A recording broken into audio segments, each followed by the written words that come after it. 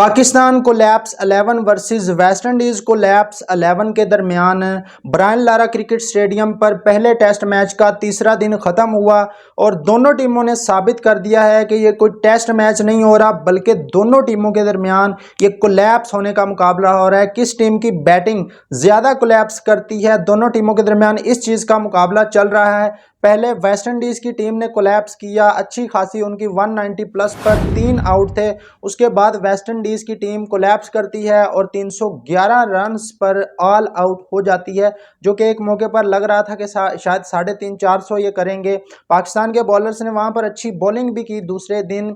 उसके बाद पाकिस्तान की बैटिंग आती है। पाकिस्तान के बैट्समैन 199 पर 3 आउट होते हैं और तीसरे दिन का आगाज़ करते हैं और फिर वेस्ट इंडीज़ को बताते हैं कि भाई जो आपका कोलैप्स था वो तो कुछ भी नहीं है। कोलैप्स असल में कहते किसको हैं ये हम आपको बताएंगे, क्योंकि हम तो कोलैप्स के मास्टर ठहरे। जिस तरह पाकिस्तान का पहली इनिंग में कोलैप्स हुआ, लग रहा था कि पाकिस्तान कोई 150 रन की लीड ले जाएगा, लेकिन भाई उल्टा लेने के देने पड़ गए हमें और तकरीबन 30 रन हम पीछे रह गए। वेस्ट इंडीज़ के जो स्कोर था उससे भी हम 30-32 रन पीछे रह गए। उसके बाद वेस्ट इंडीज़ की बारी आती है और वेस्ट इंडीज़ वाले भी बताते हैं फिर पाकिस्तान को कि असल में कोलैप्स का मतलब होता क्या है। पाकिस्तान से बढ़कर वो कोलैप्स करते हैं और वेस्ट इंडीज़ की जो टीम है 126 रन पर 7 विकेटें गंवा बैठती है तीसरे दिन खेल के इख्तिताम पर। अब सवाल ये है कि पाकिस्तान कितना टारगेट यहाँ पर चेज कर सकेगा ब्रायन लारा क्रिकेट स्टेडियम पर। क्या रिकॉर्ड कहते हैं जो टेस्ट मैचेस के जो रिकॉर्ड हैं, हाईएस्ट 4 इनिंग का टोटल क्या है, कितना हाईएस्ट सक्सेसफुल चेज हुआ है इस ग्राउंड पर। पाकिस्तान का ओवरऑल वेस्ट इंडीज़ के अंदर हाईएस्ट स्कोर 4th इनिंग में कितना है और क्या पाकिस्तान इस टारगेट को चेज कर पाएगा। इन सब सवालों के जवाब आज की वीडियो में बताऊंगा मैं आपको। अच्छी खबर है पाकिस्तान के लिए, कोई ज़्यादा परेशान होने वाली बात नहीं है। उसके अलावा बाबर आजम और आमिर जमाल ने काली आंधी को किस तरह दबोचा और जो मैच था उसका नक्शा किस तरह तब्दील किया। शायद ये 126 पर जो 7 आउट हुए हैं, शायद ये 126 पर हमें 4 या 5 आउट देखने को मिलते और पाकिस्तान के हाथ से पूरी तरह मैच निकल जाता। किस तरह मैच का नक्शा बदला है इसके ऊपर भी बात करेंगे। सबसे पहले नंबर पर तो पाकिस्तान की जो टीम है ना, इन्होंने साबित कर दिया है कि इनको इज्जत नाम की कोई चीज़ रास नहीं आती। आप इन पर जितना तनकीद करेंगे, जितनी आप इन पर क्रिटिसिज्म करेंगे, उतना ही ज़्यादा ये परफॉर्म करेंगे। बल्कि मैं तो कहता हूँ इस टीम पर जो है ना, टेस्ट मैच शुरू होने से पहले 2 दिन इन पर तनकीद शुरू कर देनी चाहिए ताकि इनको इनकी औकात के अंदर रखा जा सके और ये परफॉर्म करते रहें। पहले दिन इन्होंने ख़राब बॉलिंग की। ये पिच 311 वाली नहीं थी, वेस्ट इंडीज़ का नहीं बनता था 311 स्कोर, जिस तरह हमारे बॉलर्स ने ख़राब बॉलिंग की पहले दिन। उसके बाद उन पर तनकीद हुई, कमबैक किया बॉलर्स ने और बताया कि बॉलिंग किस तरह की जाती है। जोर लगाया, अच्छी बॉलिंग की, अच्छी लाइन लेंथ के साथ बॉलिंग की और उसके बाद वेस्ट इंडीज़ को 311 पर आउट किया।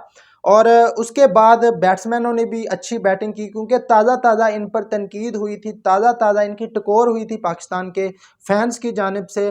तो उसके बाद तीसरे दिन पाकिस्तान की टीम फिर अपनी औकात दिखा देती है और बताती है कि भाई हमारी जो पुरानी औकात है हम फिर उसी पर वापस आ गए हैं। मतलब वही कोलैप्स की पुरानी कहानी जो हमारे बैटिंग के साथ एसोसिएट होती है। हर दफ़ा हम ऊपर से जितना मर्जी अच्छा स्टार्ट ले लें, लेकिन हमने कोलैप्स करना होता है। ये हो ही नहीं सकता कि हमारी जो बैटिंग लाइनअप है वो कोलैप्स ना करे। और बताया कि भाई अगर आप हम पर तनकीद करते रहेंगे तो हम अच्छा खेलते रहेंगे। मतलब इनको इज्जत रास नहीं आती और ये लातों के बूत हैं, बातों से नहीं मानते। अब तीसरे दिन इनकी बैटिंग कोलैप्स की, जिस तरह रिजवान आउट हुआ, जिस तरह आमिर जमाल आउट हुआ।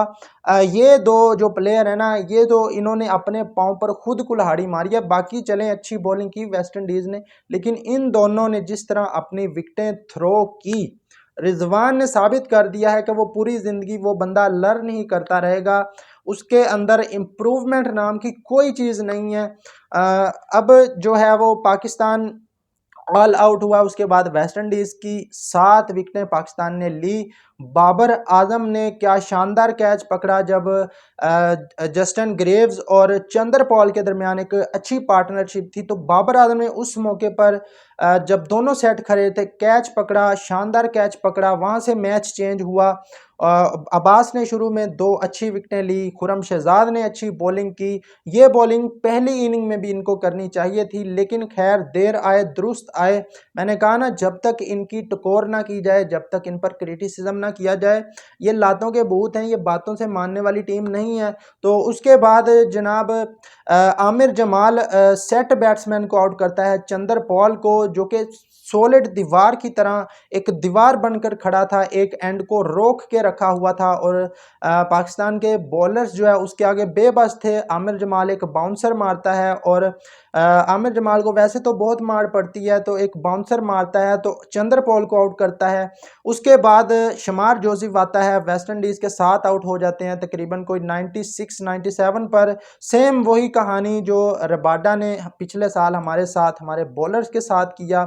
8 آؤٹ ہو گئے تھے، ساؤتھ افریقہ کے بھی 98 پر 150 کا ٹارگٹ چیز کر رہے تھے، تو اس موقع پر ہمارے بولرز نے بتایا کہ ٹیل اینڈر سے کس طرح مار کھائی جاتی ہے، مطلب ان کے ہاتھ پاؤں پھول جاتے ہیں اگر ٹیل اینڈر 1-2 دفعہ آ کر 1-2 چوکے ان کو مار دے شروع میں آ کر، تو ہمارے سارے بولرز کے ہاتھ پاؤں پھول جاتے ہیں، تو ان کو کچھ سمجھ نہیں آتا کہ اب کیا کرنا ہے۔ سیم ہوا عامر جمال کے ساتھ، ویسٹ انڈیز کی ٹیم 110-20 پر آل آؤٹ ہو سکتی تھی، لیکن عامر جمال نے 3 چھکے کھائے، اور ایک بار پھر میچ کا نقشہ جو ہے وہ ویسٹ انڈیز کے ہاتھ میں، ویسٹ انڈیز کے پلڑے میں ڈال دیا۔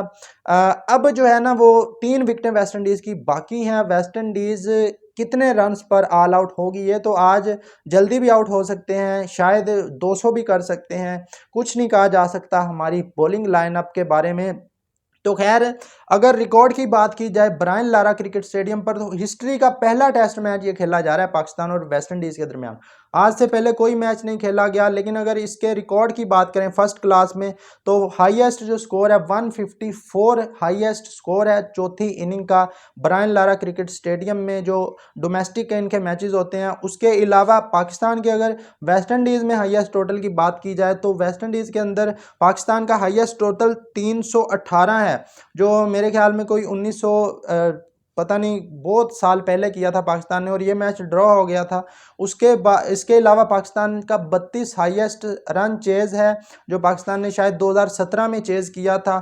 تو یہ پاکستان کے ریکارڈ ہیں، اور جو پچ ہے وہ اتنی زیادہ بری نہیں ہے اگر آپ کی ٹیکنیک بہتر ہے۔ بابر اعظم کو یہاں پر کھڑا ہونا پڑے گا، اور بابر اعظم کو بتانا پڑے گا کہ بھئی کپتانی تو آپ نے ٹھیک ٹھاک کر لی ہے، لیکن اب ٹیسٹ میچ آپ کے اوپر آ رہا ہے، اور آپ کو پاکستان کی پوری بیٹنگ لائن اپ کا پتہ ہے کہ کس طرح یہ تاش کے پتوں کی طرح بکھر جاتے ہیں۔ بابر اعظم کو کھڑا ہونا پڑے گا، ادروائز بابر اعظم پر جو ہے وہ تنقید ہوگی، لوگ کریں گے۔ پہلی اننگ میں بھی بابر اعظم سیٹ ہو کر آؤٹ ہوئے، دوسری اننگ میں اب بابر اعظم پر ذمہ داری آتی ہے، کوئی اور کرے نہ کرے، بابر اعظم، محمد رضوان، آغا سلمان، ان کو رسپانسبلٹی لینی پڑے گی۔ آپ لوگ کیا کہتے ہیں، پاکستان کتنے تک کا ٹارگٹ جو ہے وہ اس پچ پر چیز کر سکتا ہے؟ کومنٹ باکس میں اپنی رائے کا اظہار ضرور کیجیے گا۔